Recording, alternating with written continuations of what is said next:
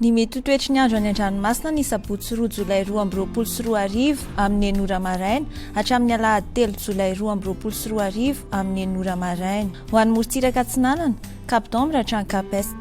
Anorana miatoato ho avy atsimo atsinanana ny rivotra ka ho 20 hatramin'ny 940 km isan'ora ananika hatramin'ny 510 km isan'ora indraindray.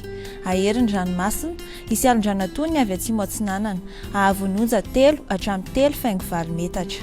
Cap Est hatrany Mahanoro. Anorana malefaka mety ateviny indraindray. Ho avy atsimo atsinanana ny rivotra ka ho 9 hatramin'ny 730 km isan'ora hahatratra 940 km isan'ora indraindray.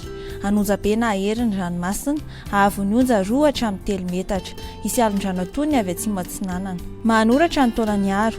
Anorana tandrifin-drahona mahalana ny avaratry farafangana, ho maina ny akafa. Ho avy atsinanana na avaratra atsinanana ny rivotra ka ho 7 hatramin'ny 20 km isan'ora hahatratra 730 km isan'ora rehefa mananika ny Taolagnaro.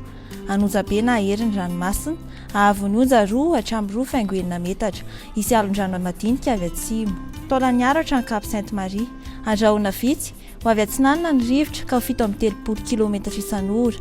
Anonjabe na aherin'ny ranomasina ahavononja manodidina 2 hatramin'ny 3 metatra.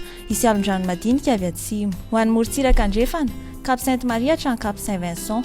Ibalika ny masoandro ho avy atsinanana na atsimo atsinanana ny rivotra ka ho 20 hatramin'ny 940 km isan'ora. Anonjabe na aherin'ny ranomasina ahavononja 2 hatramin'ny 3 metatra. Isy alon-drano madinika avy atsimo. Cap Saint-Vincent hatrany Cap Saint-André. Ibalika ny masoandro iovaova ny fitsokin'ny rivotra amin'ny ankapobeny ka ho 7 hatramin'ny 9 km isan'ora. Adiny mpanonja na anonjabe ny ranomasina ahavononja ho latsaky ny 2,9 metatra. Cap Saint-André hatrany Analalava. Andrahona vitsy na ibalika ny masoandro ho avy atsimo atsinanana ny rivotra ka ho 20 hatramin'ny 940 km isan'ora hahatratra 510 km isan'ora amin'ny morotsiraka Analalava. Adiny mpanonja na anonjabe ny ranomasina ahavononja 8,4 hatramin'ny 2,10 metatra hahatratra 2 metatra manamorona ny Sofia. Analalava hatrany Cap d'Ombre. Andrahona vitsy iovaova ny fitsokin'ny rivotra amin'ny faritra afovoany ka ho 7 hatramin'ny 9 km isan'ora.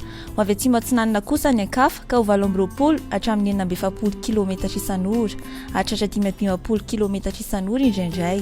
Adiny mpanonja na anonjabe ny ranomasina ahavononja ho latsaky ny 2,9 metatra.